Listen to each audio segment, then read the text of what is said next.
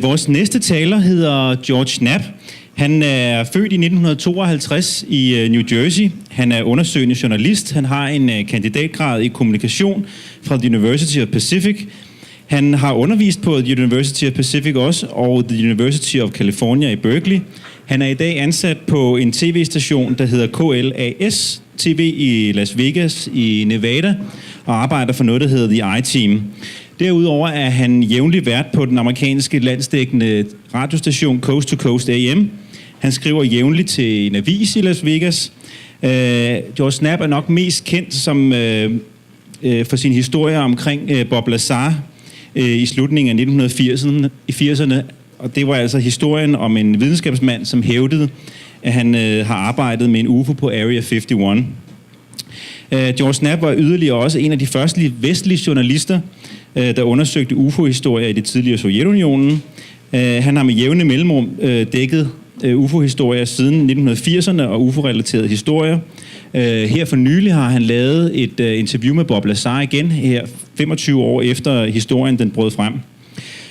Så har han også rapporteret sidste år om det, der hedder The Citizen Hearing on Disclosure i Washington D.C., hvor han også lavede et indslag på sin tv-station.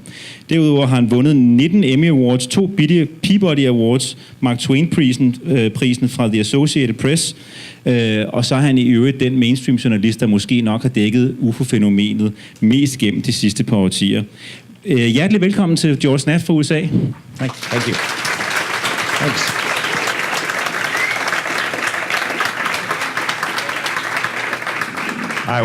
We're thrilled to be here. My wife Anna, say hi, Anna. Hello. I don't know if you heard this story, but our luggage has become a UFO. We know our suitcases were objects. We know they were flying at some point, and we know their whereabouts are unknown at this time. So we went out and got some clothes. I promise. We did take showers and we did brush our teeth, so we're not dangerous anymore.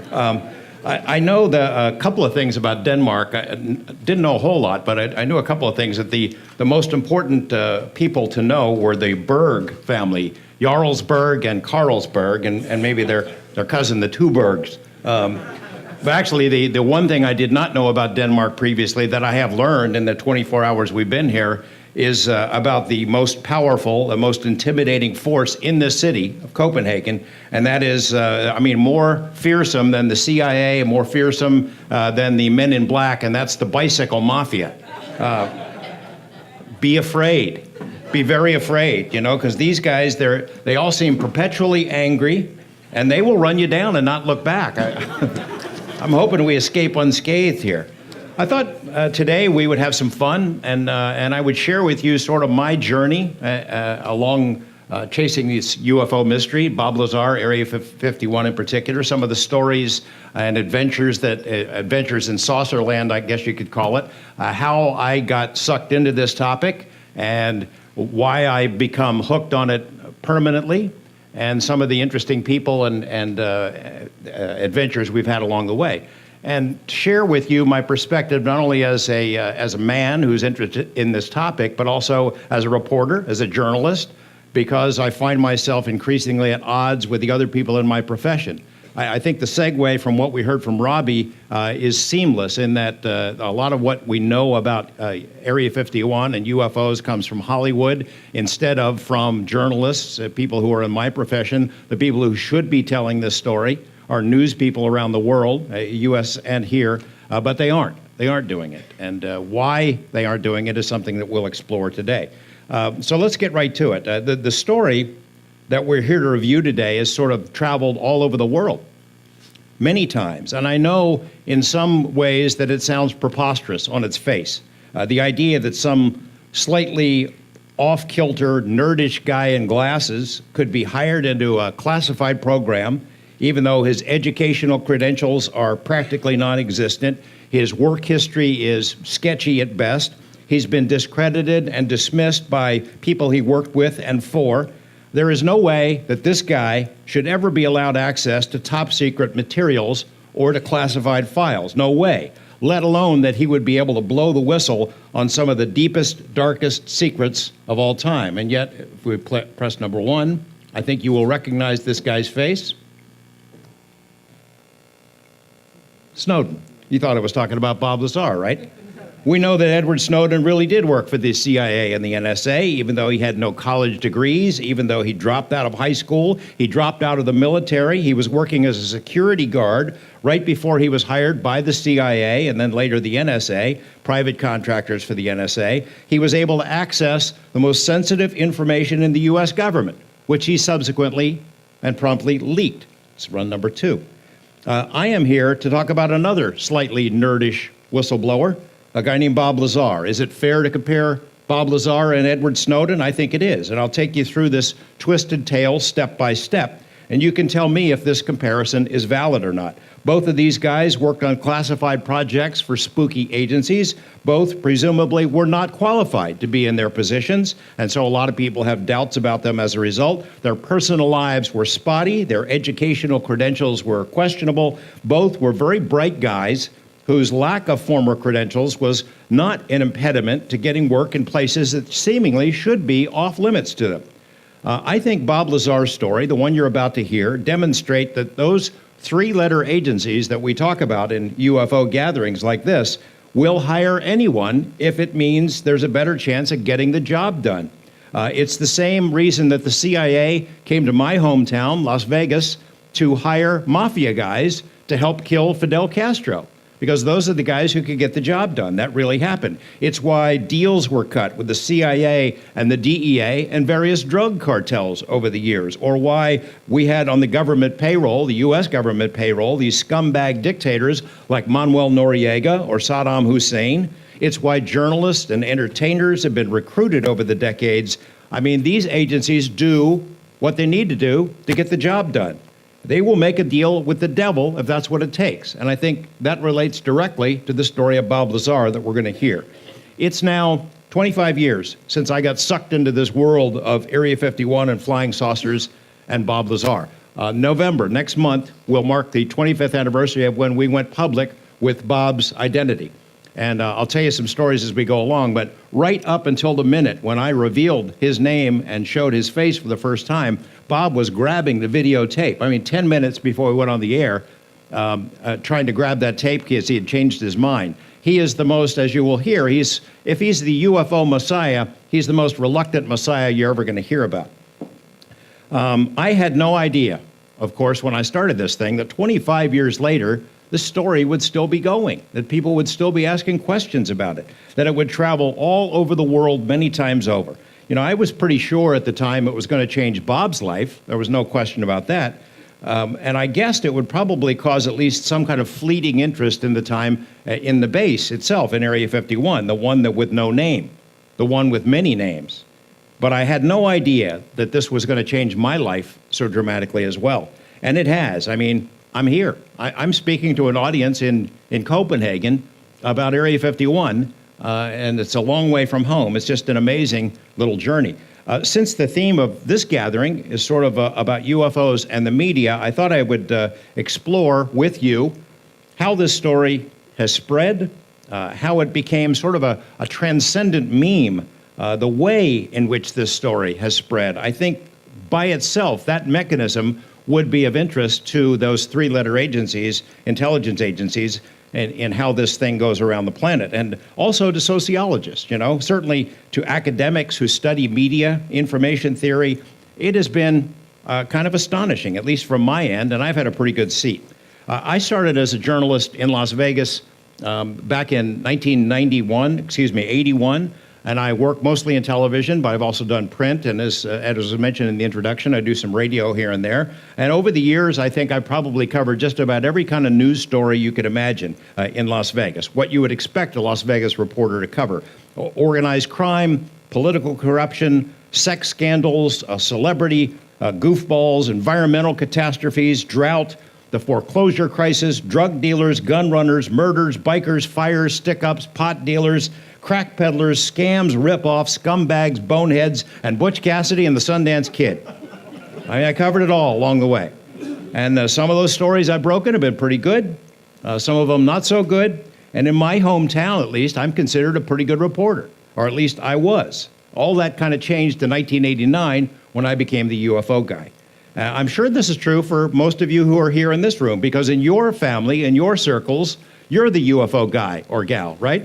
If there's a UFO sighting in Norway or something, and it makes it into the paper, people in your family, crazy Uncle Bob or something, comes and asks you about what you think about the UFO story. We're all the UFO people, so you're going to be able to relate to some of the things I'm going to tell you about here. I am the Area 51 guy. I'm the UFO guy in my community. It's as if it's tattooed on my butt. I'm sure it'll be mentioned when I die. That's going to be right there in the obituary in describing what I did in my life, is that I was the UFO guy in Area 51. I mean, not a day goes by when I don't get emails from Ecuador or Iceland or somewhere in between about a UFO sighting or a flying saucer event. Everywhere I go in Las Vegas, and my wife can tell you about this, we get stopped and people want to talk about UFOs. We're sitting and having dinner. People will come up and slide into the booth, and they want to tell me their story. And, that's okay to some extent, and I understand it. And they want to ask the same question. What do I really think about UFOs? Well, the reality is they don't want my opinion about UFOs. They want to tell me their UFO story because everybody's got one. So it's at restaurants, I'm in a grocery store, in a bar, standing in a urinal at a men's room. People want to tell me about the UFO stories. That's a real thing. Hey, do you really believe that stuff? And I'm okay with that. But for some reason, it drives my colleagues in journalism crazy. It just drives them nuts. They don't know how to handle it. The general public seems deeply interested in this subject. And every time we do a UFO story or some kind of series on television, the ratings spike. They go up. It indicates the public is hungry for reliable information on this topic. And yet, other journalists who presumably should be, servicing the needs and the interests of the public don't want to touch it. And it's just really strange. I mean, it's a great subject, potentially the biggest story in the history of the planet. And even if it weren't true, even if this was some kind of a mass hallucination long term, it would still be a huge story. Plus, from my perspective as a journalist, it's a hell of a lot of fun to chase this around. I get to come to Copenhagen, for example. I mean, but to my colleagues, the folks in this room, all of us, myself included, are UFO buffs, UFO believers, UFO crazies. I mean, it's subtle terms like that they use in their stories, UFO buffs and believers. It's tools that are used by journalists to sort of put UFO folks in their place. Those who don't believe the subject matter is legitimate, they're called skeptics or scientists, but the rest of us are buffs and believers. I never thought of myself as a buff or believer. I'm not the UFO reporter. I'm a journalist. I'm a reporter who happens to be interested in UFOs, and there's a distinct difference there. I think it's a legitimate news story. And as I said, this has driven my colleagues in journalism really crazy. 1989, as I said, is the year that I officially went nuts, because that's when we broke the story about Bob Lazar and Area 51. And when I had broken those other stories I mentioned, I'm just a reporter. When I talk about UFOs in Area 51, I'm crazy. I'm a fruitcake, at least in the eyes of my colleagues. I can't tell you how many times I have been pilloried by radio disc jockeys in the morning when they run out of belch, barf, and fart jokes or something. They'll take a shot at me. My friends at Nevada's largest newspaper, the Review-Journal, have had a lot of fun at my expense over the years. That one of the first, they've done a series of editorial cartoons that I have on my wall at home, by the way. One of them showed me with a butterfly net chasing a flying saucer. That was the first one. There was one that had, it was called the Marshmallow Head Chronicles, and it was two extraterrestrial hitmen had come to Earth, and they had their ray guns here. They were coming to kill me because I'd spilled these UFO secrets, but they're standing looking at two gasoline pumps, and the one guy says to the other, of course they are Earthmen, but which one is George Knapp? I think they're making fun of maybe my stout figure or something like that. I had done a series of reports about alleged alien abductions and, the medical procedures that come along with that the abductees talk about. And the Review-Journal had a column, they called it, the headline was, they were kidnapped by extraterrestrials. And they talked about the medical procedures, and they dubbed me a grand mullah in the Church of Cosmic Proctology, which I thought that was funny. The newspaper critic, he was writing a story about how people were rushing at home at night to see my stories about UFOs, the second series that we ever did. He said that they were rushing home not because they care about flying saucers, but because they wanted to be there, quote, when George finally goes bull goose loony and does the big crack up on the screen, his eyes going buggy and rolling free in their sockets. Will he crash and burn before our very eyes? That was in our newspaper. Funny stuff. I figure it comes with the territory. I'm a public figure. I'm not thin-skinned about it. I'm okay with it because I know the public's okay with it. I don't write stories for them to be read by other journalists. I write them for the public to read. And this is a subject that the public is interested in. The part that bothers me, and since we are talking about UFOs and media, the part that bothers me is that reporters and columnists, other journalists are so willing to write this story off, to dismiss it, to make fun of it, to poke fun at you and me and anybody else who's interested in it without doing any of the work. They do the wisecracks because it's easy, and they don't do the work. They've certainly never spent hundreds of hours sitting out there in the dark and the dust of the desert around Area 51 waiting for something to happen, trying to dodge these security patrols and coyotes and dust devils, things of that sort, trying to keep from getting arrested or busted by the helicopters that are out there. They haven't read the books, they haven't read the documents, they haven't interviewed the witnesses, none of the stuff that you would do in any other kind of story. That's your job, is to do that kind of stuff before you make a judgment about a particular topic or the credibility of a witness or something like that. And I'm sure many of you feel the same way. I don't know what the coverage is like here in Denmark. Pia was telling me you don't get a whole lot of serious media coverage, but maybe that can change. They see all of us in this room as nuts. And while I think that is terribly unfair and inaccurate in a general sense, the fact is, and you know it as well as I do, that this subject does attract a lot of people whose elevator doesn't go all the way to the top floor. You know, for the past couple of weeks, I've been getting emails from this lady in California who wants me to contact the former director of the CIA, Admiral James Woolsey. She wants him to stop harassing her via electronic mind control. Woolsey, she says, has been forcing her to have sex with a large contingent of Asian men who she doesn't know. So she's been banging these Asian guys, and she's blaming the CIA guy and wants me to see if I can get him to stop it. I'm not sure I can help her out. When I first got started in this, did the first series on the UFO stuff in Area 51, I get contacted by this lady. She's calling me up every day. Got to talk to me, got to see me in person, can't discuss this on the phone. She had to see me. I finally relented. She shows up at the station. She's wearing the skimpiest possible halter top and holding this kid who it turns out, of course, is an alien hybrid baby. And within the first 5 minutes I met this lady, I knew details about her sex life that I didn't want to hear. Because she said it was while she was engaged in a certain sex act with her boyfriend out on their front porch that she looked up and saw her first flying saucer. And she told me this, and I'm not making up one word of this. She told me this elaborate story about how they had beamed her up on the ship. She'd been up there a couple of times. And the first time she was up there, she was in a lineup with other Earth women. And they looked her over and they told her, you know, they had her in bathing suits, like a Miss America pageant or something. And they told her, in their alien opinion, that she needed to get breast implants. And again, I'm not making this up. And that was the one part of the story I could really believe because there was ample physical evidence staring me in the face right there. I get these letters from this 75-year-old woman in Northern California. She says she has these sexual romps with aliens every time her husband leaves for town. They live on a ranch. Every time he leaves, the aliens come and have their way with her.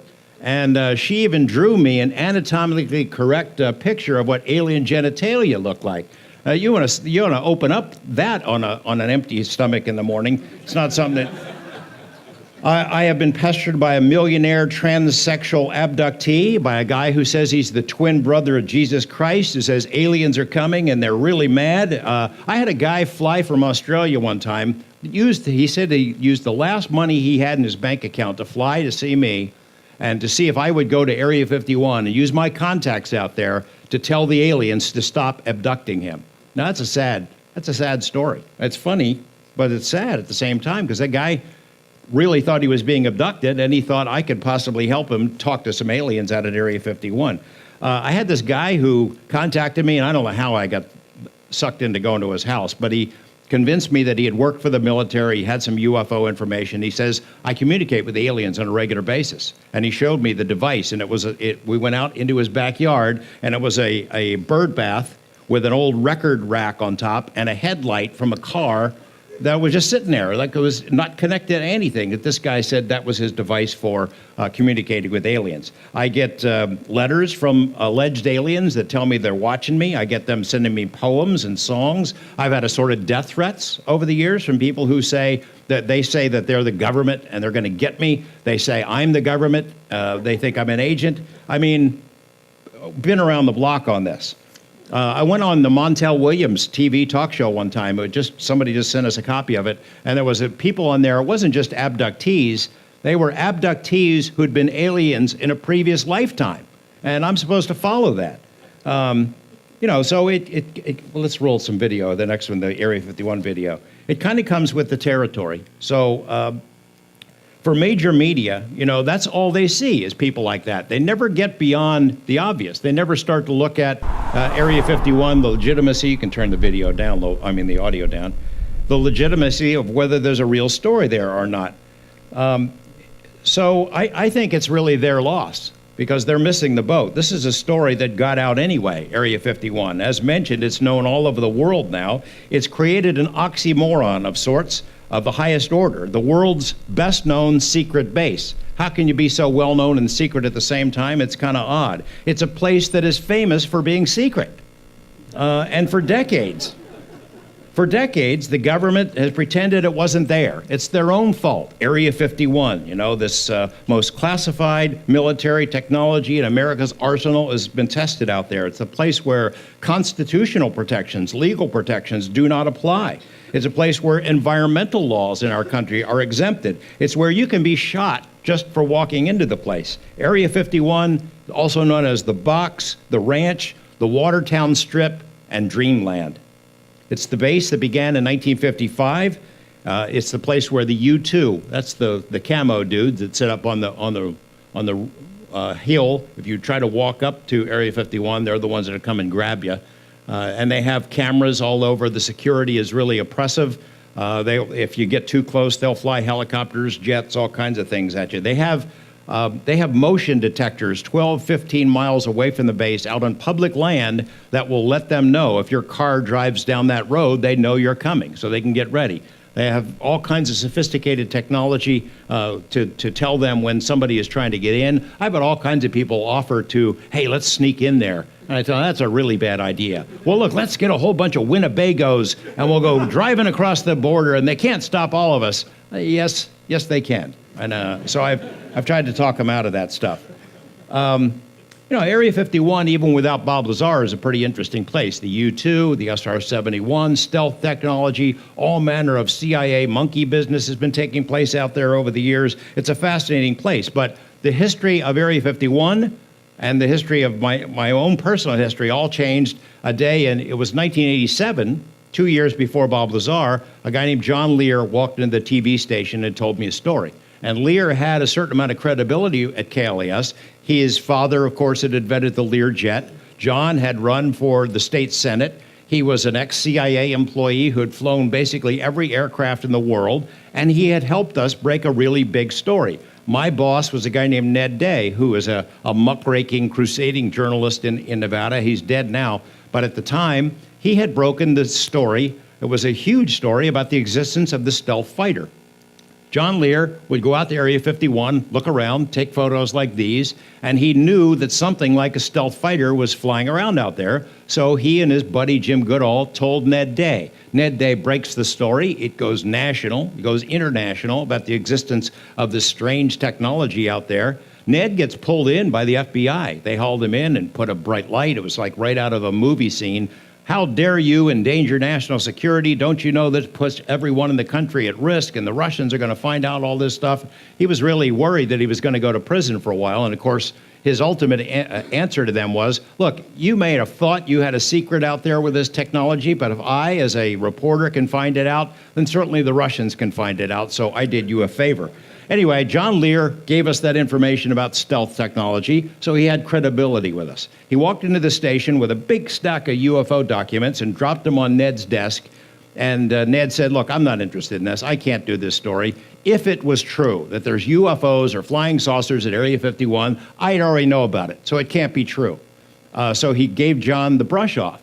I was eavesdropping, as good reporters tend to do, and I said, hey, let me take a look at that stuff. So I started reading his pile of UFO documents. It included the MJ-12 papers and some other things, citing reports from, these are some of the spy planes that have been tested out at Area 51. This video had been classified for a long time, but they finally released it decades later. Anyway, so I started reading John's stuff, and I thought, well, that's kind of interesting. And at the time, I produced a show called On the Record. It's a little public affairs program. It airs at 6 o'clock in the morning, and nobody watches it. Normally, it'd be a show that you'd have somebody, that's the A-12, which was also developed out there, and that's footage from Area 51. Anyway, so we have John Lear on the Record, this show that I did that nobody normally watches, and the phone starts ringing off the hook. And so I had him on a second time, and I got an even bigger response from the public, and I thought, hey, this is kind of interesting. Maybe I'm going to have to look into this UFO topic. So I started reading it, everything I could get my hands on. And I figured, this is how cocky I was at the time, I figured, well, what the heck? You know what this topic needs is a good reporter. Give me 6 months, I'll have this baby all figured out. You know, I'll have this mystery solved. And here it is 27 years later, and I still have no idea what's going on. So that's how I sort of got sucked into it. John Lear had given me this information. I read it. I find it interesting. The third time I had John on this program, he slipped a hint that he knew a guy who'd just been hired at Area 51. Don't want to say too much about it, but if this goes public, if he goes public with the information, it's going to blow the lid off this story. I thought, well, I'm going to keep that in mind. Well, the guy that he knew turned out to be Bob Lazar. I'll skip some of the steps about how we ended up meeting. Let's play a little clip of the Lazar, the 25th. This sort of give us a recap of the story. I don't know. Sometimes I really do regret it, and I almost feel like apologizing to him, saying that, you know, I'm sorry I let things out. Can I have my job back? 25 years after he was forever transformed into Bob the UFO guy, Bob Lazar says he regrets ever talking about flying saucers or a secret base in the Nevada desert or any of the things that made his name known all over the world. There isn't a day I don't get emails, and, you know, I try and get this across to him. Look, I don't even want to talk about it anymore. You know, well, I don't believe the story. Great, pass it around. You know, I really don't want you to, because it makes life difficult for me. A quarter century ago, not many people outside of Nevada had ever heard of Area 51, the mysterious base 100 miles north of Las Vegas, a place the government said didn't exist. It was the location of choice for all manner of black projects, spy planes that were kept secret from the public. And that's my driveway, that's Bob, that's Gene Huff, and Bob's wife Tracy and Chris, and we're just waiting there for 5 o'clock to roll around. Former CIA pilot John Lear remembers the day that Area 51 became a household name. This is home video he shot as a KLAS news truck prepared to broadcast a live interview from Lear's home. Lazar was understandably nervous. Yeah, he was nervous because he was putting it all out on the line there, and here he was going to, you know, reveal all this secret that he'd signed, you know, that he was going to never tell anybody.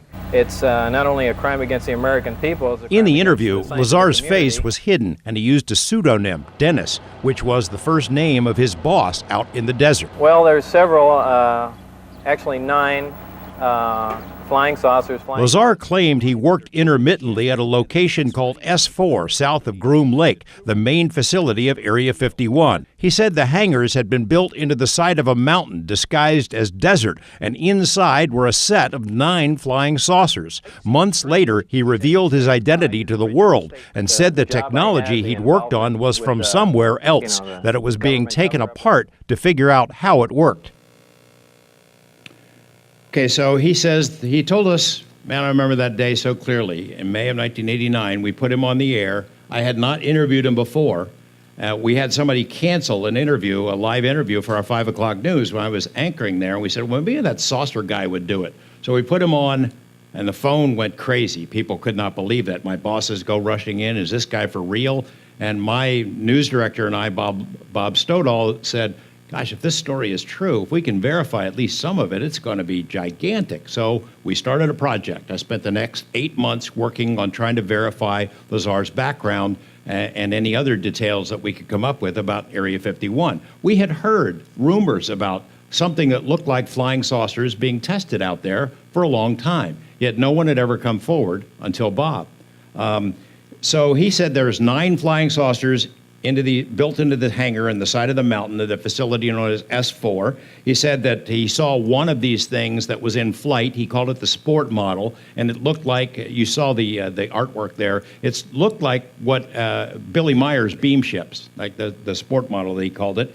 He said that antimatter reactor would create its own gravitational field, that gravity was in fact the key to interstellar travel, that it allowed one of these spaceships that generates its own gravitational field, it could bend space and time, which is what a lot of people, Jacques Vallée and others, have said it looks like how these flying saucers get around. The fuel, Lazar said, was something called element 115, a super heavy element that did not exist at the time, but does now. I mean, it's preposterous stuff. It's outrageous. It's ridiculous.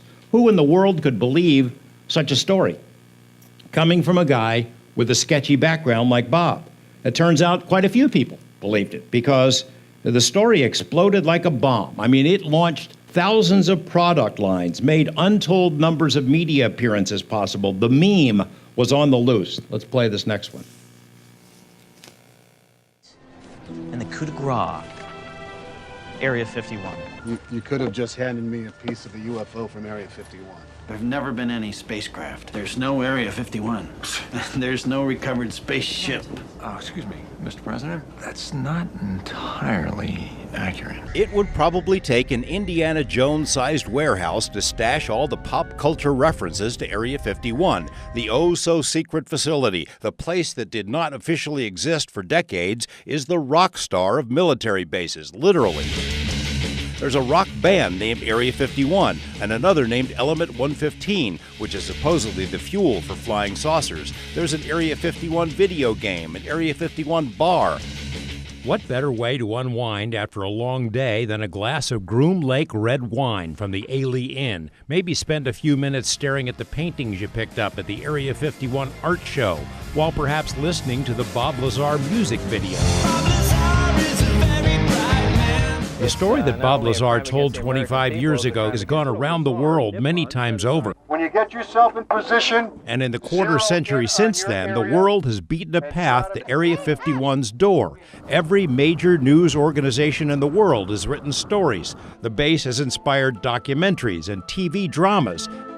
Dozens of books have been written, fiction and nonfiction, hundreds of news articles, many of them critical of Lazar and skeptical about his background. His tale launched 1,000 product lines, every trinket you can imagine, along with assorted businesses, a AAA baseball team, and the world's only extraterrestrial highway running right past the entrance to Groom Lake. President Obama recently made a point of publicly acknowledging Area 51. What's really going on at Area 51? And former President Bill Clinton told Jimmy Kimmel he'd looked into those stories about space aliens. So first I had people go look at the records on Area 51 to make sure there was no alien down there. Even the Kardashians have made a trek out into the desert. That's a security guard. Look how that story moved throughout the internet so quickly, and not just the internet, but news in itself. Like, it was in the first 48 hours after the broadcast, it was in Japan. Back in Las Vegas for a visit, Lazar recalls why he came forward in the first place. He had traveled to the S4 base only a handful of times, but began to get scared. I began to get worried in that, boy, they've given me all this classified information. They're not calling me anymore. They won't take my phone calls. And in the meantime, apparently they're deciding what to do with me. Look how bright it's getting. Look at it now. For a variety of personal reasons, Lazar couldn't keep the story to himself. He shared his tale with John Lear and Gene Huff. They and a few others made treks out to the outskirts of S4 because Lazar said he'd learned when the test flights of the saucer would take place. 3 weeks in a row, a glowing object appeared over the mountain. Look how bright it's getting. Look at it now. And just a few minutes ago, we saw one of the government extraterrestrial UFOs. The time when Bob said there would be a test, there was a strange light jumping around in the sky. above the location where he said it would be at the time and date he said it would be. You know, here, the craft took off when I said it was taking off from past the mountain range, which was Papoose Lake, S4, south of Area 51, you know, in a restricted area. So it's not like anyone was out there with a model plane or anything. And, you know, flew around in incredible maneuvers that impressed everybody to the point where we got scared and got behind a car, fearing the thing was going to explode. But really, how do you explain that? It's bright right now. I can't tell you how many times I wish, gosh, shouldn't I have copyrighted a piece of that or something? The wife reminds me quite a few times with the thousands of products and books and TV shows and things of that sort, the references to Area 51 that have gone everywhere. Robbie mentioned about the movies and the idea of hyper-reality, and that is so true. I can remember there was a special screening of the movie Independence Day, and I had already been reporting on Area 51 for 10 years, you know, pounding away at these stories in UFO circles that had gone everywhere, but it was still sort of filtering out to the general public. And we had the special screening of the movie, and there's that scene where the Secretary of Defense says, Mr. President, yeah, there really is an Area 51. And people in the audience are going, see, I told you it was real. I was like, I've been reporting on this for years now, and now it took a movie to tell you it's real, that there really is a place called Area 51. By the way, as a side note, I told P I was bringing some stuff along. It's in the bags, in the baggage, wherever that is, but some trinkets and souvenirs from Area 51. I got a little alien Christmas ornament with an alien on it, a couple of hats from the Area 51 Museum, which is the Atomic Testing Museum. It's got a room full of stuff, about half of it from my house. The Area 51 baseball team, I got a hat from that. An Area 51 cookbook. Anyway, I'm donating it to your organization. If you want to bid on it, maybe it'll make some money or something like that. You know, I was thrilled with some of this stuff that President Clinton spoke publicly about Area 51. President Obama spoke about it. While he did that, by the way, if you'll recall, while he was honoring Shirley MacLaine, which seemed kind of somehow fitting. But I was a little bit worried when I saw the Kardashians heading to Area 51. In the TV business, there's a phrase known as jumping the shark. When a show has gone too far to be credible anymore, that's what we call it, jumping the shark. And I don't know if the Kardashians may have jumped the shark from the first stop, but when they started going to Area 51, I thought, this has gone too far. You saw at the end of that video clip this original footage of a saucer test flight that Lazar and Gene Huff and John Lear and others had witnessed, not once, not twice, but 3 weeks in a row. Lazar knew when these test flights would take place. He knew where they would take place. There had been no news stories about it, no coverage anywhere officially. And to this day, the story is there is nothing at Papoose Lake. There has never been a facility there, even though satellite photos show a road that goes down there. And there's no base, there's no facility, there's nothing but a dry lake bed at Papoose. So how did Bob know? How did he know this stuff? It's one of the points we're going to come back to. Play this next little clip with us. A little bit better look at that saucer. That's a freeze frame. There's some enhancement that was done. That's the object. It was flying above Papoose Lake. And I don't know, it looks like a flying saucer to me. Over the years, dozens of people have captured their own images of things flying around out there. There's a classic sombrero-shaped UFO that was flying around out there, weird lights. Now, some of these things, like everything else, they're misidentifications. They're military planes, secret aircraft, secret platforms of one sort or another. But a heck of a lot of them look like flying saucers. And if we've been flying them out there since the 1950s, which is how long people have been seeing them, if it's a classified project, when do we get a look? When did they declassify it? When did they roll it out of the hangar? Last year, I don't know if you read this story here, if it got much publicity, but the CIA formally announced last year that Area 51 exists. Whoop-de-freakin'-do. You know, Area 51 exists. We've known that it exists. We've got satellite photos. We know people who worked out there. The world has stop it. The world has known about it for a long time. So CIA goes public with this announcement. I'm wondering, what are they up to? Well, they wanted to use it as an explanation to brush away all reports of UFOs.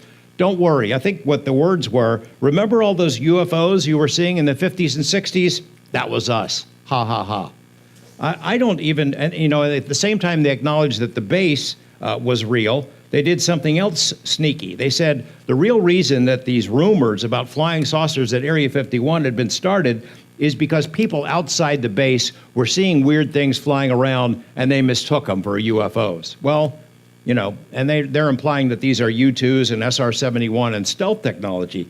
It's similar to the earlier CIA release that was done a couple of years ago to explain away all UFO sightings. That's all us, they said. It's the agency, it's our secret planes. And they made a campaign about it on Twitter. Well, bullshit. It's bullshit. I don't even know where to start with that. The U-2 is a great big gangly plane that has big long wings. It doesn't look like a flying saucer. It doesn't hover silently. It doesn't fly up and down like this. It doesn't land in people's cornfields or backyards. It was designed to not be seen at all. Same for the SR-71, the A-12, the stealth technology. Those are not flying saucers. And it suggests that people are seeing those planes, and that's the cause of the stories at Area 51 is ridiculous. More importantly, the stories about flying saucers in Nevada didn't start because there were people outside the base seeing things flying around. They started because people inside the base started leaking the information. And one of those people was Bob Lazar.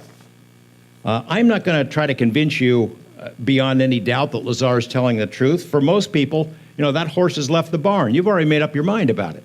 Chances are, if you're here to hear some of this, you probably give him at least some credibility. You know, that legend is galloping around down the road and around the world, and most people have made up their minds, as I said. I will give you two thoughts on this, though. One is that my belief, it's a moot point anyway, as Robbie Graham was saying, because this Area 51 story is now permanently etched into the public consciousness, whether anybody likes it or not. It's taken on a life of its own, independent of Bob Lazar. Lazar, by the way, did not work at Area 51, although a lot of people say that. He was at S4, and we've already made that distinction. Earlier this year, there was a tour. They now take tours out to Area 51, regular tours. If you, as a tourist, you want to go to Las Vegas and take a drive out there, they'll put you in a vehicle, take you right up to the edge of Area 51. You can take a couple of snapshots, and you go back home. Earlier this year, I aired a story about a tour group. They had their driver, who was relatively new to the job, and they're yakking at him as he's driving up to the gate. Yeah, blah, blah, blah. He blows right through this sign, the warning sign that says, "Stop or you will be shot." He blows right through it. And they're driving along, and they're wondering, hey, where's that base? You know, where's the camo dude? Shouldn't we be stopping here? And all of a sudden, bam, he's right on their butt. Pulled them over, pulled out guns, threatened to arrest them. They wrote him up big citations. The guy is never allowed to go back. So other drivers will have to go there. But it was a big mess, and I helped negotiate the fine down so these people didn't have to dig into their pockets too bad. But as the video from that camera showed, this driver is telling his own reality about Area 51. Oh, yeah. The mothership is often out there hovering over the base, and there's secret underground facilities where the aliens, they mix up vats of human and alien parts and to create these hybrids. I mean, total nonsense, totally made up. But there's the guy who's official tour guide for Area 51 making this stuff up. And it sort of goes to the point that it's taken on a life of its own, and we couldn't stop it if we wanted to. The second thing I wanted to convey is how we pursued this story as journalists. I did not go into this as a lark. It wasn't a joke. I approached it as a story, and I knew there were great risks involved in this because of our credibility. Our credibility of the whole station was on the line. If we screwed this up and promoted this guy as some UFO messiah, and it blew up in our face, we might not ever recover. The station's credibility was on the line, and I know it looks preposterous from the get-go, and that many of our competitors wished it was preposterous, but that's not how it's turned out. My friend and colleague Stan Friedman has been outspoken about Area 51 and Bob Lazar. He thinks it's possible. He buys the idea there could be flying saucers out there, but he doesn't buy Lazar, and he's been way out in front.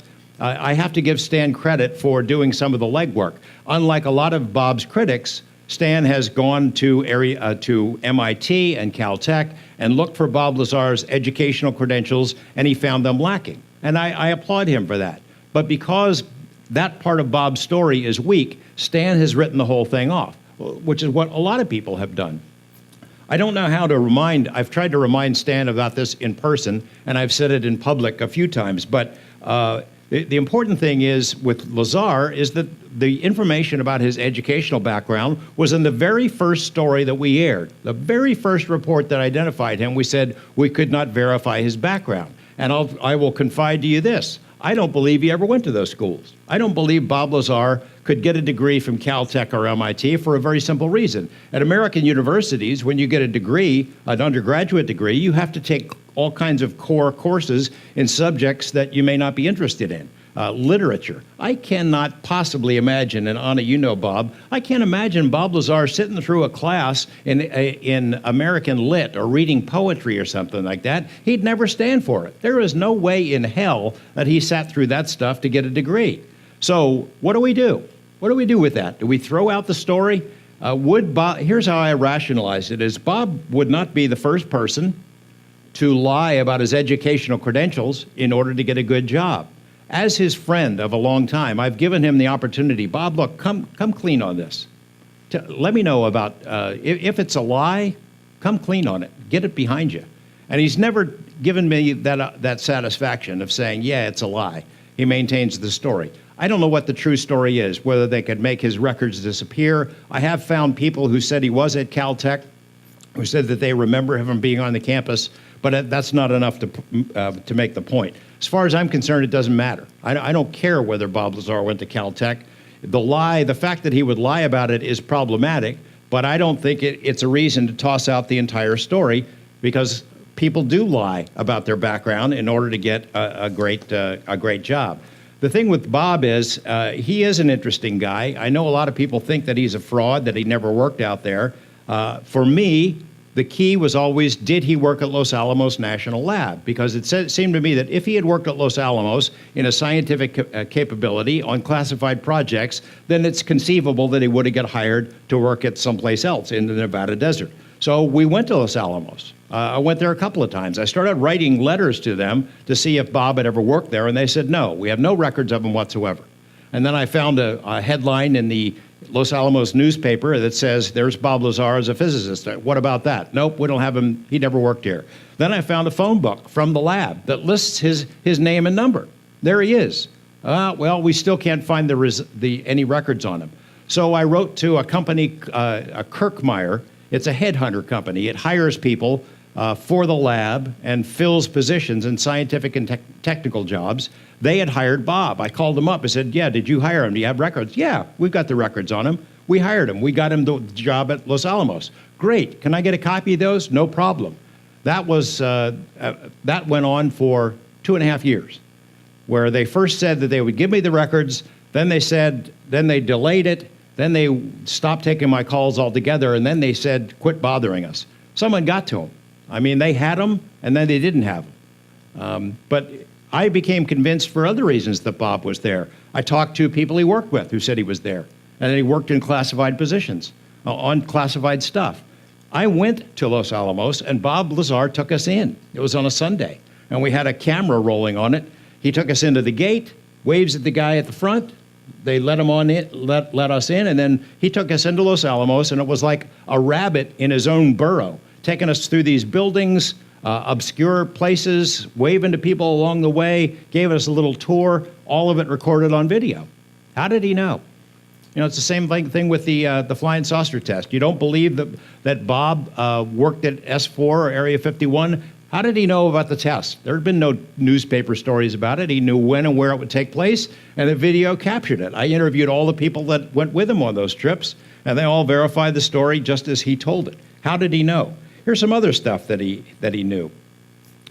There was an agency called OFI. Bob thought it was the FBI. I said, who did your background check, you know, when you were getting your security clearance? I think it was the FBI. It was a guy named Mike Thigpen. I called the FBI up. They said, we don't have any Mike Thigpen. We don't do background tests. Come to find out what it was is there was an agency called the OFI, Office of Federal Investigation. I had never heard about it before, but sure enough, turns out that's the agency that does background checks for people who work at the Nevada test site.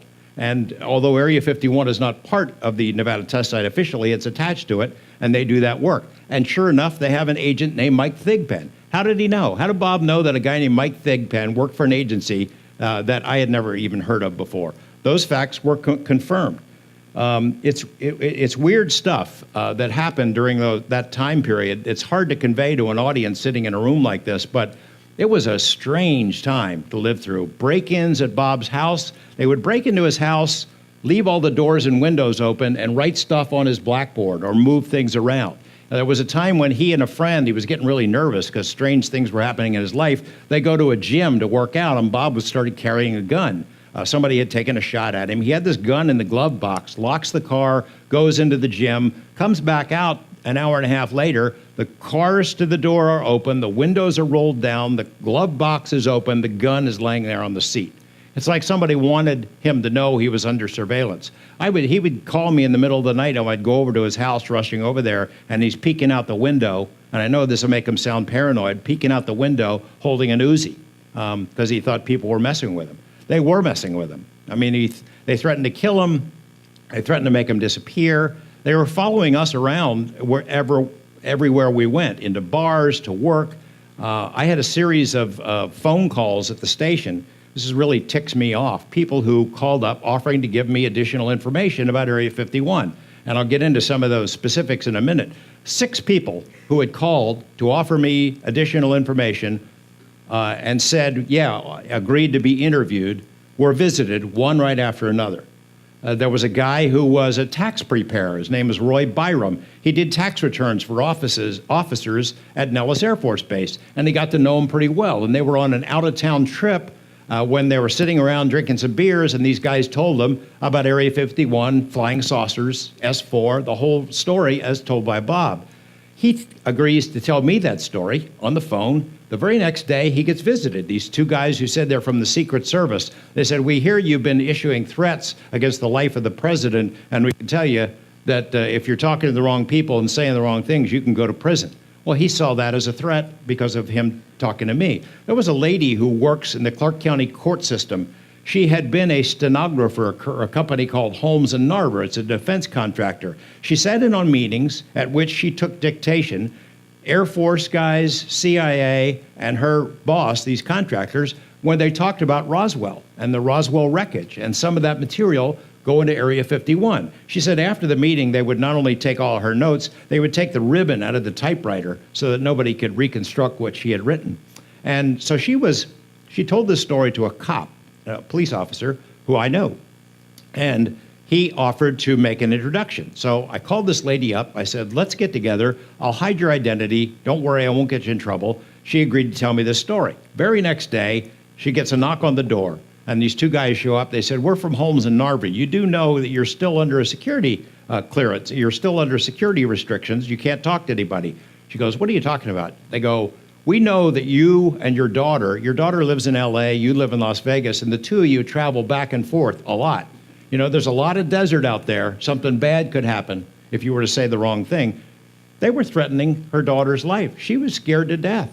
I tried to get a hold of her 10 years and then 20 years after that our first conversation. She still wouldn't talk to me. She was scared. I had a guy who was an electrical engineer who had worked at KLAS TV. And before working there, he had been at Area 51. And he said he walked into a big hangar, and there under a tarp was something that looked like a flying saucer.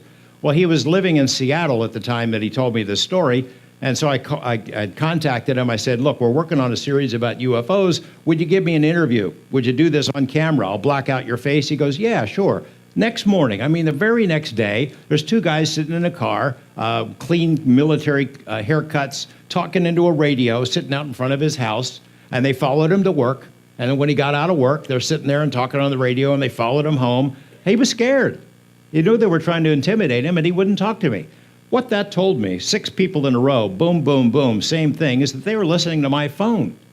And that really ticked me off, that they would monitor, back there before we had the NSA listening to everybody's phones, that they were listening to my phone. And it really ticked me off. But it was real.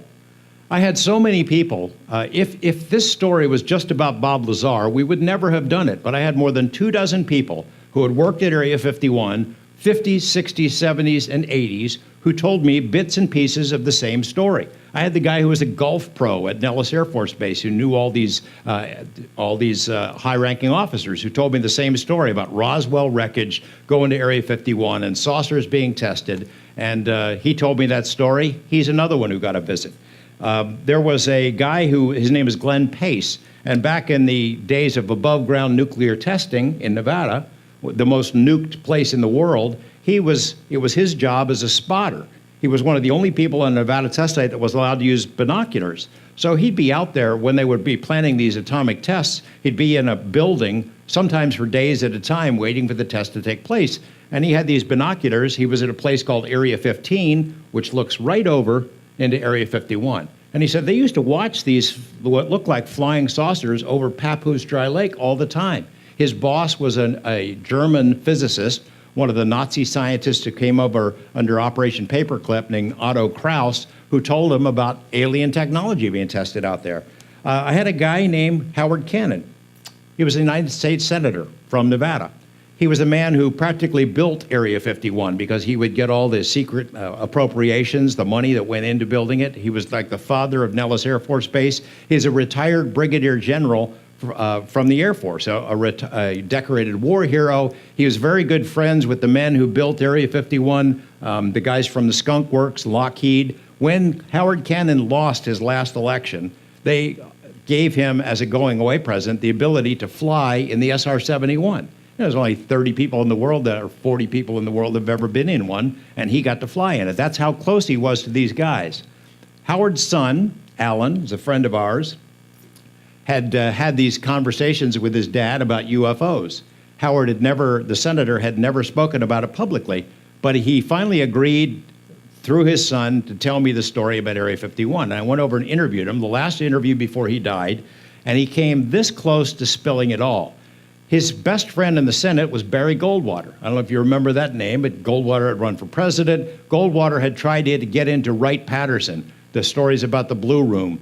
And he'd been told, no, you can't get in and you can't ask about it, never ask again. Well, Howard Cannon had the same experience. He told me that story before he died. He went right up to the edge of saying there's flying saucers at Area 51, and then he said this: what would be the point of telling that? They would deny it, they'd call it a lie, you're never going to get to see that technology, they're never going to let it out, so what would be the point? Howard Cannon is a man that I believe. One other source I'll tell you about, and then we'll move on. It's a guy whose name I can't give you, but there was a book by a lady named Annie Jacobson about Area 51, and it's a tremendous book about the history of all those secret planes. Annie Jacobson, at the end of her book, though, has a capper where she says she talked to this old guy who said that there were flying saucers out there, but they're not alien flying saucers. They'd been built by the Nazis, captured by the Russians, and that what crashed at Roswell was one of these Russian Nazi technology that the aliens were not aliens. They were refugees from a concentration camp who just looked like aliens. It's a ridiculous story, but I knew immediately that the source of it was a guy that I had stalked. I stalked him literally for 3 years because I knew he was in a position to know. He had worked at Area 51 in a management capacity, and finally I got him to open up. He invited me to his house. He said, you want to talk about atomic bombs and testing? And he's going through his scrapbooks, and I'm looking at these pictures of bombs and everything, and he stops, closes the book, he goes, that's not what you're here to talk about, is it? I said, no, not really. So I know what you're here for. And then he started telling me a story about saucers, aliens. This is a guy who, he's not Bob Lazar. His credentials are not questionable. He was in the position to know, and he laid the story out for me.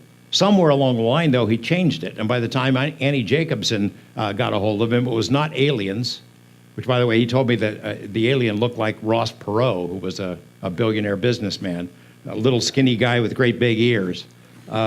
Anyway, along the way, there are some very real people who had told me bits and pieces of the story. It's not just Bob. Let's play one of them. This guy named Jim Goodall wrote books about stealth technology. He was a friend of John Lear. Did you ever get any information about a facility at Papoose, like the one you described? I have a friend of mine. He's a retired senior master sergeant. He was early on in the F-117 program. And they had their badge, restricted area badge. he can go anywhere in the Nevada test site, up to and including Area 51. So they had a Humvee, and they drove around the was it Groom Range? Yeah. Groom Range. And they're on Papoose Lake. There isn't anybody around, and all of a sudden, they're surrounded by guys in black uniforms, wanting to know, with their hands on their weapons, wanting to know who they were, what are you doing here? And my buddy said, we have some downtime, we're just exploring the area. He said, you turn around and you leave and don't come back. They just kind of popped up out of nowhere? He doesn't know where they came from. He didn't see any vehicles. All of a sudden, they were there. And he left. There was 3 or 4 guys with him. They left. What do you make of that? That there might be something at Papoose, or was, or? Well, according to Bob, that's where the 9 hangarettes are, camouflaged in the side of the mountain. I'll give you one other thing about S4 and Papoose. There was a guy named Jerry Freeman. He's an archaeologist. And you wouldn't think an archaeologist has anything to do with flying saucers. Jerry Freeman was studying the path of the 49ers. There was a gold rush of 1849 when thousands of people fled west to try to strike it rich. And a lot of them in covered wagons and settlers, and they had certain paths that they followed. And Jerry Freeman was trying to reconstruct the path that the 49ers had taken, and he thought that they had gone right straight across the Nevada test site, and in fact had been at Papoose Lake. So what he did was, very bold of him, he infiltrated the test site from going west to east and walked all the way across it, dodged security patrols. He would walk in the nighttime and then hide during the day, and he made it all the way across. Let's show the Freeman stuff. He made it all the way across the test site to Papoose Lake. These are pictures that he had set up with an automatic camera. That's Papoose behind him. That's the place where Bob Lazar said he worked. So Freeman, again, walking at night and hiding in the day, gets all the way to Papoose. He finds the evidence he's looking for. The 49ers had carved something into the rocks there. But as he's sitting out there at night, right at Papoose, it's a sad story, by the way, he died, a doorway opens up. He said he's sitting there and a doorway of light opens up in the middle of the sky, and things come out, people come out, objects come out, and then it closed up again. Now, he's not a flying saucer guy. He walked all the way across the test site, not realizing that land is still contaminated with all kinds of nuclear fallout. And he died of cancer 2 years after his journey. But anyway, he gave a little piece that sort of goes along with what Jim Goodall just said about people coming out of nowhere. Remember, Papoose Lake, where Lazar said there's this facility built in the side of the mountain, there is nothing there officially. The last piece of information is a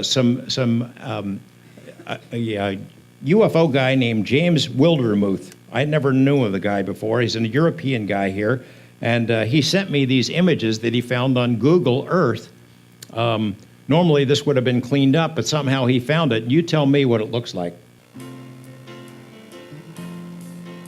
Anyway, he used Google Earth to take a good hard look at this, and he found some lines on the side of Papoose that looked like exactly what Lazar had been describing.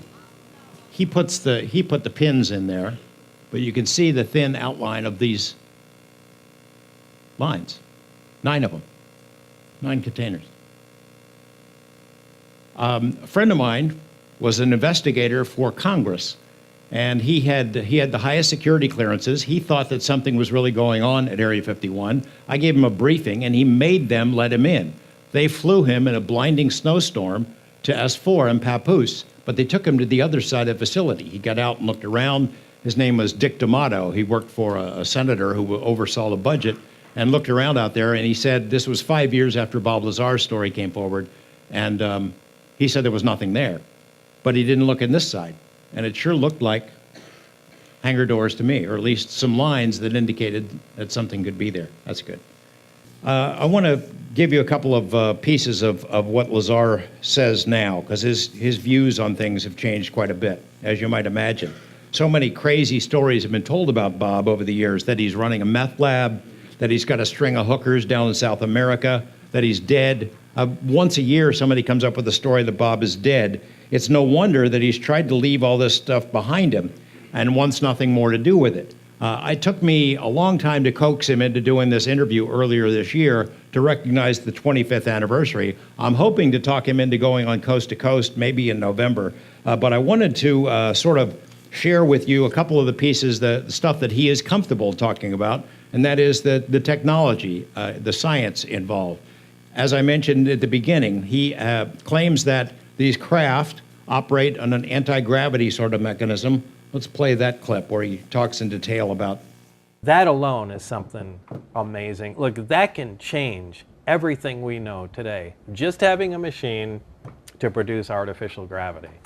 Because look at what that does. We know gravity, space, and time are all tied together. There are your shields, like on Star Trek, that deflect micrometeorites. There is your protection from radiation without heavy shielding. There is something that, with an intense enough focused field, you can actually bend space. And there is something that can actually alter the flow of time. I mean, that's the missing piece of pie. Didn't they actually freeze a candle? A flame for yeah, you? now that's when it was connected to the gravity amplifiers where they could focus it, and They froze a candle? Yeah, they had a candle lit to set it up for you. Again, there's a large, in the craft itself, there are 3 long pipes. I'd say,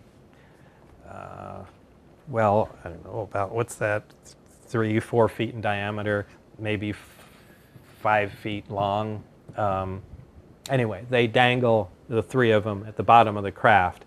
These produce gravitational waves, and they can focus them to a point or spread them apart. Those are what you call the wave guides? Yeah, Okay. yeah. They're part of the power source control mechanism and the wave, well, the wave guide is what I actually call the interlink between them, but that's the gravitational engine.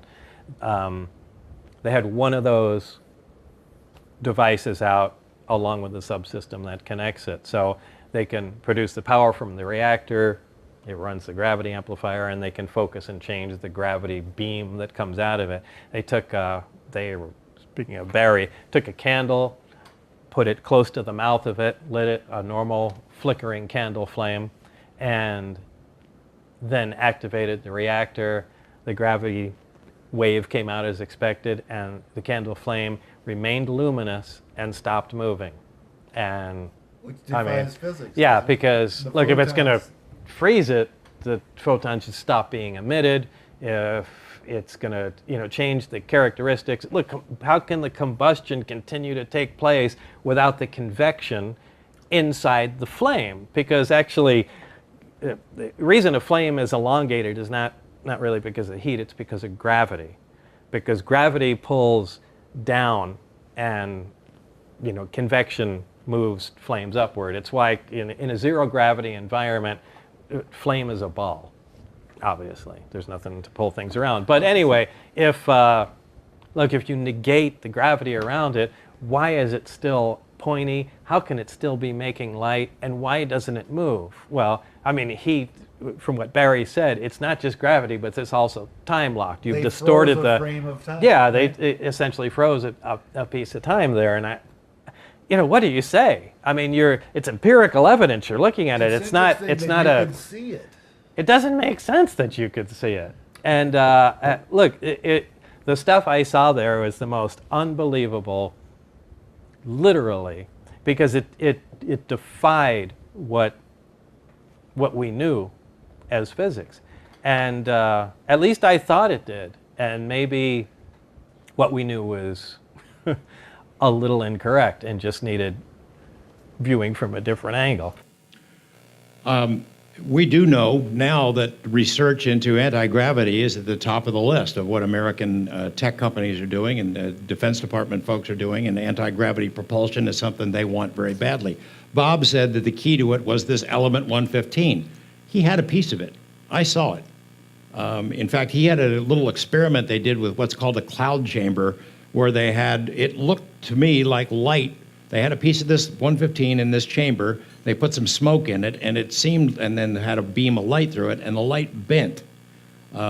Bob, at one point, when he thought he was going to die, had this piece of 115 in it was in a lead casing, in a disc-shaped casing, and he had it in front of a particle accelerator at his house, and he had the accelerator on, and all he had to do was flip a button. If this stuff was real, as he described it, flipping that button would hit it with, I don't know, it's protons, or electrons, whatever it was, that would make it explode, an annihilation that would have left a great big hole in Las Vegas. Now, he had that piece. I saw the experiment. What happened to it, that's a story for another time. It's in a spot now where nobody could get to it, but it's still there. One of these days, maybe after Bob's gone, I'll go dig it up. As at the time that he told us the story about element 115 did not exist. It does exist now. It's been synthesized. They've made it in a lab. It only lasts for microseconds, but it is real. They've confirmed that it's now on the element chart. And in this piece, Bob talks about 115. They finally did synthesize element 115 that had the properties that I stated. But it wasn't stable. Yeah, it wasn't stable. Now, each element has isotopes. For instance, let's talk about hydrogen. We're all familiar with hydrogen. Hydrogen has 3 isotopes. They're all hydrogen. There's hydrogen, protium, be the technical name, deuterium, and tritium.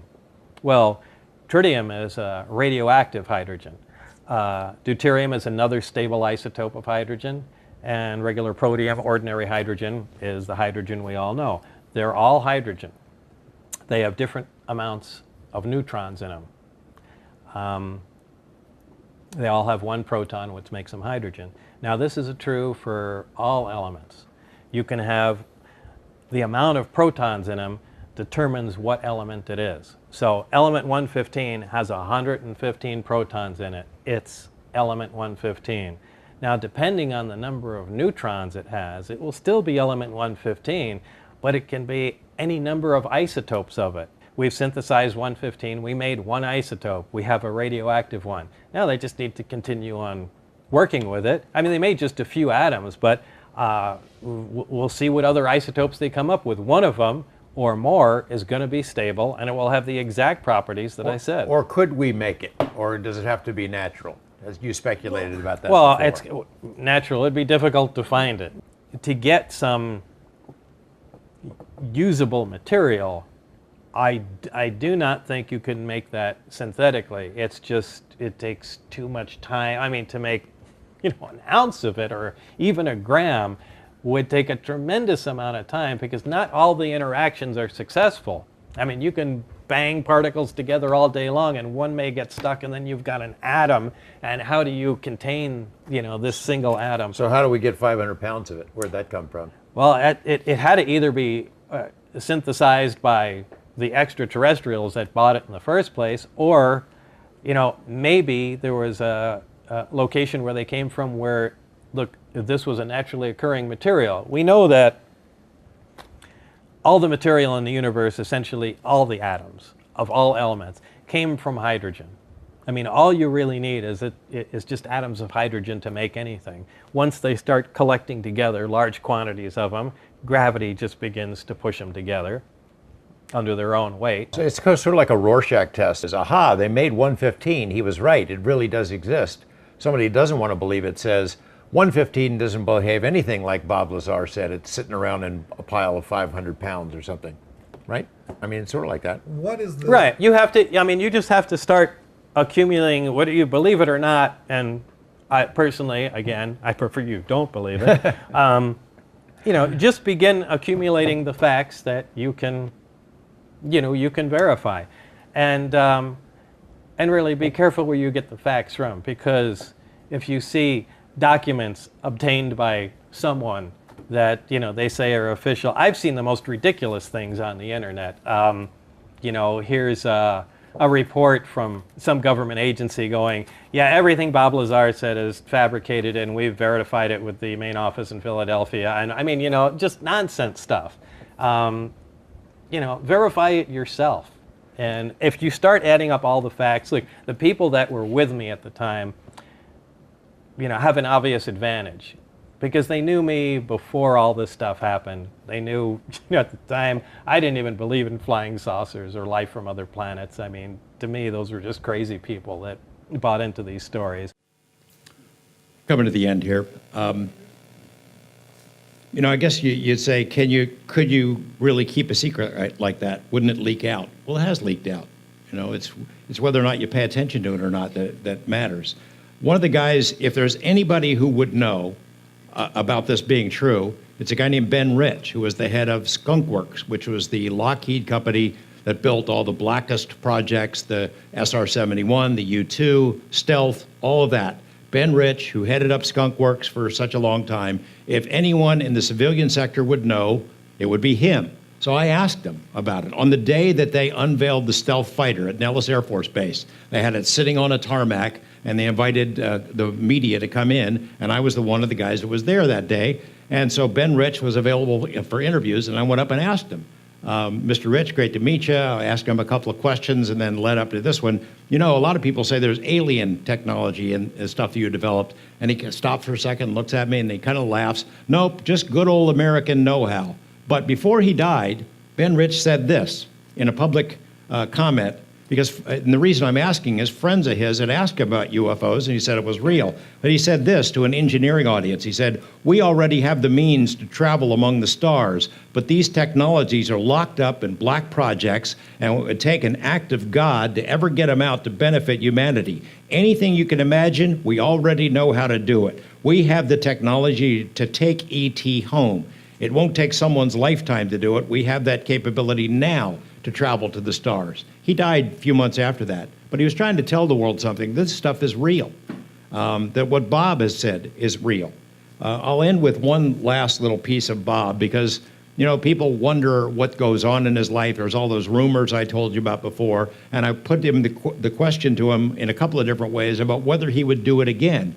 And he goes back and forth. Basically, I think he would say no, but here's what he told me back in May. But that drives him crazy. I mean, That's you need fine. to answer this. Now, I need an answer. How many times do you get that in a week still after all this time? I get there isn't a day I don't get emails, and I try and get this across to them. Look, I don't even want to talk about it anymore. Well, I don't believe the story. Great, pass it around. I really don't want you to, because it makes life difficult for me. I'm trying to do serious research. I've got contract with governments and other companies for R&D work, and aside from other scientific interests, and I want this divorced. Look, if I went and did everything I can to prove my story and reached a tipping point where people like Stanton Friedman and people along those lines said, you know what, this is beginning to look factual. Do you know how that would annihilate me? That would destroy my business. It would make it impossible for me to operate. And I'd have a continuous flow of questions, annoying people, I'm sure offers to do things that I am not the least bit interested in. There's got to be part of you somewhere in there, even though it would be counterproductive. There's got to be part of you that wishes, God damn it, I know what happened, it's true. No, look, I know what happened is true. There's no doubt, period. There's no delusion, and there are some things I can say that will bolster the case, and I'm not going to. It's going to stay that way.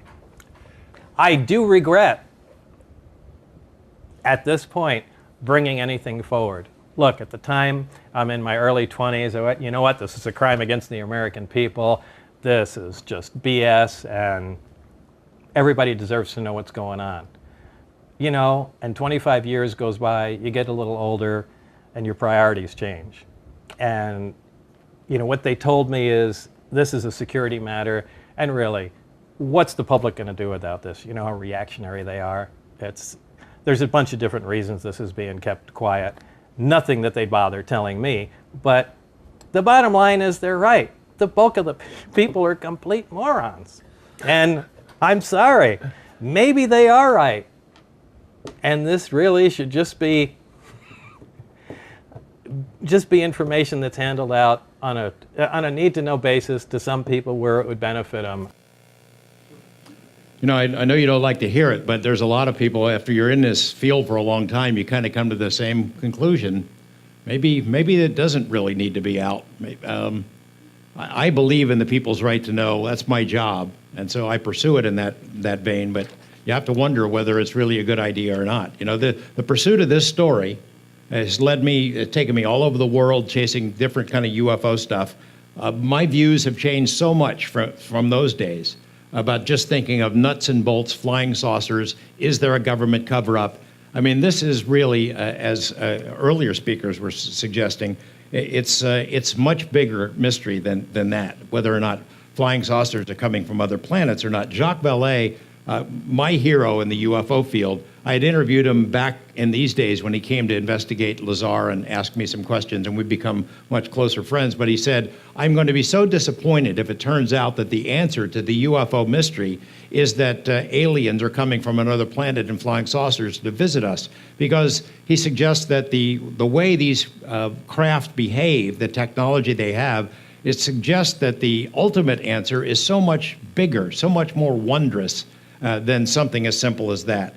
These things that we see in the sky are just a small part of something much bigger. You know, the universe is far more mysterious than maybe we can imagine or can imagine. And the glimpses that we get of these craft are, I think, part of some much larger learning curve. This is about reality itself, the nature of the world around us. And I get the feeling that we can understand it only a tiny sliver, and that its true nature is being withheld from us, and maybe is beyond the ability of our small, tiny brains to understand. But, you know, we have to try. I think that it is the duty of scientists and journalists to investigate the unexplained, not to explain the uninvestigated. And thank you very much.